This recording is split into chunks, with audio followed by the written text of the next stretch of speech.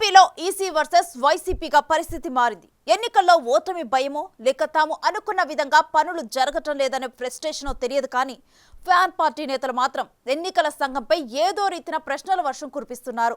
తాజాగా మరో అడుగు ముందుకేసిన వైసీపీ ఎన్నికల సంఘం బాబు వైరస్ తో ఇన్ఫెక్ట్ అయిందంటూ ఘాటు విమర్శలు చేయడం ఆశ్చర్యాన్ని కలిగిస్తోంది. ఈసీపై ఇలాంటి వ్యాఖ్యలను ఎలా చూడాలనే ప్రశ్నలు ఉత్పన్నమవుతూ ఉండగా ఫ్యాన్ పార్టీ తీరుపై విపక్షాలు ఆగ్రహం వ్యక్తం చేస్తున్నాయి.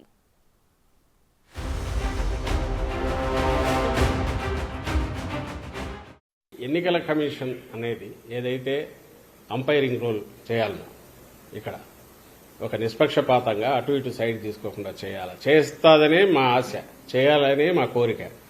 అందుకోసం ఎప్పుడైతే ఎన్నికల కోడ్ వచ్చినప్పటి దగ్గర నుంచి కూడా మీరు గమనిస్తే మా పార్టీ కానీ అధికారంలో ఉన్నప్పటికీ ముఖ్యమంత్రి గారితో సహా డిస్టెన్స్ అయ్యాం అక్కడికక్కడ.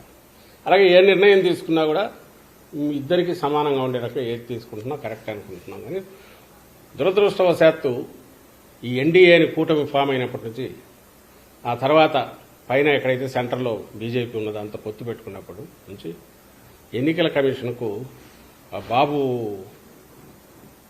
దోమపోట్లాగా బాబు కాటో లేక బాబు వైరస్ ఏదో సోకినట్టుంది, ఇన్ఫెక్షన్ వచ్చిందేమో అని అనిపిస్తుంది. ఇవి ఎన్నికల సంఘంపై వైసీపీ చేస్తున్న ఆరోపణలు. ఈవీఎం ధ్వంసం వీడియో ఎలా బయటకు వచ్చిందో చెప్పడం లేదన్న సజ్జల రామకృష్ణారెడ్డి ఒక అడుగు ముందుకేసి ఎన్నికల కమిషన్ బాబు వైరస్ తో ఇన్ఫెక్ట్ అయిందంటూ తీవ్రస్థాయిలో ఆరోపణలు గుప్పించారు. బీజేపీతో చంద్రబాబు పొత్తు తర్వాత ఆయనకు అనుకూలంగా ఈసీ వ్యవహరిస్తుందంటూ విమర్శించారు. మాచర్ల విషయంలో నిష్పక్షపాతంగా విచారణ జరగడం లేదన్న సజ్జల నిబంధనలకు విరుద్ధంగా సీఈసీ ఆదేశాలు ఇచ్చారంటూ ఫైర్ అయ్యారు. మాచర్ల మాదిరే మిగతా చోట్ల ఈవీఎం ధ్వంసం వీడియోలను ఈసీ ఎందుకు బయట పెట్టలేదనేదే వైసీపీ ప్రశ్న. తమకు అన్యాయం జరిగిందని భావించాము కాబట్టే రీపోలింగ్ అడిగామని, టీడీపీ అలా ఎందుకు చేయలేదని సజ్జల రామకృష్ణారెడ్డి ప్రశ్నించారు. వైసీపీ కార్యకర్తలపై జరిగిన దాడులపై ఫిర్యాదు చేసినా ఈసీ పట్టించుకోవడం లేదని మండిపడ్డారు. ఫలితాలు వచ్చే ముందు తాత్కాలిక ఆనందాలకు తాము వెళ్లడం లేదన్న వైసీపీ నేత బెట్టింగ్ల కోసమే సోషల్ మీడియాలో ప్రచారానికో తాము ప్రయత్నాలు చేయమని అన్నారు. ఉత్తర భారతదేశంలో ఓటర్లను ప్రభావితం చేసేందుకు సౌత్లో ఎక్కువ సీట్లు వస్తాయని భావిస్తున్న బీజేపీ ఆ రకంగా ప్రచారం చేస్తుందని దుయ్యబట్టారు. అమిత్ షా వ్యాఖ్యలు కూడా ఇదే ఉద్దేశంతో మాట్లాడి ఉండవచ్చని అనుమానం వ్యక్తం చేశారు. ఎన్నికల కమిషన్ కానీ ఆ అధికారులు కానీ పోయినారు స్పష్టంగా కనపడుతున్నప్పుడు మా డిమాండ్ మళ్లీ తెరుస్తున్నాం. ఇప్పటికైనా సరే ఎక్కడెక్కడ ఈవీఎం డ్యామేజ్లు మొత్తం అంతా ఇవ్వండి. అలాగే ప్రెమిసెస్లో జరిగిన గొడవలు కానీ మా వాళ్ళని తరిమి కొట్టినవి కానీ అలాగే లా అండ్ ఆర్డర్ బయట జరిగినవి వీడియోలు వేసి చూపిస్తున్నాం, పట్టించుకోవట్లేదు. ఇచ్చాము ఈసీకి. వాటి మీద కూడా ఏవైతే భయభ్రాంతులను చేసే ఓటర్లు అడగకుండా అవన్నీ కూడా ఎన్నికల ప్రాసెస్ని దెబ్బతీసినట్టే కదా. మరి వాటి మీద ఏం కేసులు పెట్టారు, ఏం యాక్షన్ తీసుకున్నారు? సో ఇవన్నీ ఈ ప్రశ్నలన్నిటికీ ఎలక్షన్ కమిషన్ ఆన్సర్ ఇవ్వాల్సింది. సీఎస్ను తప్పించాలని కుట్ర జరుగుతుందని అనుమానం వ్యక్తం చేశారు సజ్జల. అధికారులను తమ దారికి తెచ్చుకునేందుకే ఇలా చేస్తున్నారని ఆరోపించారు. Palvai gate polling booth video అధికారిక వెబ్కాస్టింగ్ ద్వారా సేకరిస్తే అది ఎన్నికల సంఘం ప్రత్యేక ఆస్తి అవుతుందని, అది ఎలా లీక్ అయిందని ప్రశ్నించారు. వీడియో ప్రామాణికతను తనిఖీ చేయకుండా ఈసీ ఎందుకో అంత తొందరగా స్పందించిందని ప్రశ్నించారు. మాచర్ల నియోజకవర్గంలో మొత్తం 7 ఈవీఎంలు ధ్వంసమయ్యాయని ఎన్నికల కమిషన్ అంగీకరించిన వాస్తవమైతే వాటిని పూర్తిస్థాయిలో విడుదల చేయకుండా ఈసీ ఎందుకు అడ్డుకుంటోందని ప్రశ్నించారు. వీడియోలు బయటకు రాకుండా అడ్డుకోవడం ద్వారా దోషులను బయటపెట్టి తగిన చర్యలు తీసుకోవాలని డిమాండ్ చేశారు. చీఫ్ సెక్రటరీ 800 ఎకరాలు 600 ఎకరాలు 100 ల్యాండ్ గ్రాబింగ్ అని చెప్పి ఈరోజు పేపర్లలో వస్తుంది. ఈనాడులోనూ జ్యోతి రామోజీరావు రాస్తారు, రాధాకృష్ణ రాస్తారు బ్యానర్. మరుసటి రోజు ఇంకోటి కూడా వైజాగ్లో ఒక ప్రెస్ కాన్ఫరెన్స్ పెడతాడు.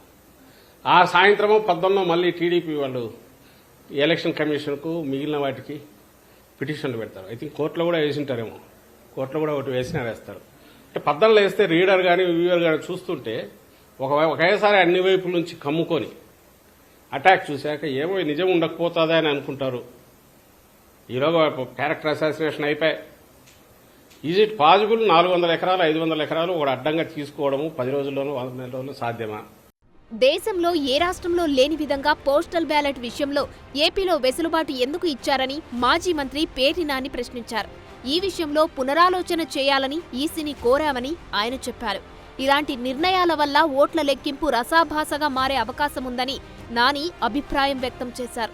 కేంద్ర ఎన్నికల సంఘం చెప్పని నియమావళిని ఏపీలో ఒక రాజకీయ పార్టీ అడిగిందని, ఎందుకు ఇచ్చారని ప్రశ్నించిన మాజీ మంత్రి నిష్పక్షపాతంగా, ప్రశాంతంగా కౌంటింగ్ జరిగేలా చర్యలు తీసుకోవాలని కోరారు. ఏపీ సీఈఓ ఇచ్చిన నిబంధనలను వెనక్కి తీసుకోవాలని వైసీపీ డిమాండ్ చేసింది. కవర్ బి, ఫామ్ 13C, అట్లాగే 13A, అంటే 13A 13B, ఆ కవర్ల మీద ఏ నంబర్ల కవర్లు ఉండాలి, దానిలో ఓటరు ఆ బ్యాలెట్ పేపర్ నంబర్ రాయటం, లేకపోతే వారికి ఓటర్ లిస్టులో ఉన్నటువంటి క్రమ సంఖ్య ఏది ఉందో దాన్ని రాయటం, వారి పోలింగ్ స్టేషన్ నంబర్ రాయటం, అలాగే ఇతనే ఆ పోస్టల్లో ఓటు వినియోగించుకున్నటువంటి ఎన్నికల బాధ్యత నిర్వహిస్తున్నటువంటి ప్రభుత్వ అధికారి ఎవరో అతనికి ఓటు ఎక్కడుందో ఇతనే అని చెప్పని అటాచ్ చేస్తూ ఒక గెజిటెడ్ అధికారి సంతకం పెట్టి స్టాంప్ వేయాలి అని గతంలో ఉంటే, కొత్తగా ఎలక్షన్ కమిషన్ ఏం చెప్పిందంటే ఒకవేళ స్టాంపు వేయకపోతే కనుక అతని చేతి రాలుతో డిజిగ్నేషన్ రాసున్నా కూడా వ్యాలిడ్ చేయండి అని చెప్పారు. చేతి రాతతో అతను ఎక్కడ అధికారిగా పనిచేస్తున్నాడు, ప్రస్తుతం ఎక్కడ ఉద్యోగం చేస్తున్నాడు అనేది కూడా రాసి, చేత్తో కనుక రాసి సంతకం పెట్టుంటే కనుక దాన్ని కూడా వ్యాలిడ్ చేయండి అని చెప్పని ఎలక్షన్ కమిషన్ ఆఫ్ ఇండియా నియమావళిలో అందరి రాష్ట్ర ఎన్నికల అధికారులందరికీ కూడా పంపించడం జరిగింది. ఈసీ తీసుకుంటున్న ప్రతి నిర్ణయాన్ని ఏదో రూపంలో వైసీపీ నేతలు తప్పుబట్టడంపై విపక్షాలు మండిపడుతున్నాయి. జగన్తో పాటు ఇతర నేతలకు ఓటమి భయం పట్టుకుందని, ఏం చేయాలో తెలియకే వరుసగా ఫిర్యాదు చేస్తున్నారనే వార్తలు గుప్పుమంటున్నాయి. ఎవరెన్ని చేసినా విజయం తమదేనని కూటమి ధీమా వ్యక్తం చేస్తోంది.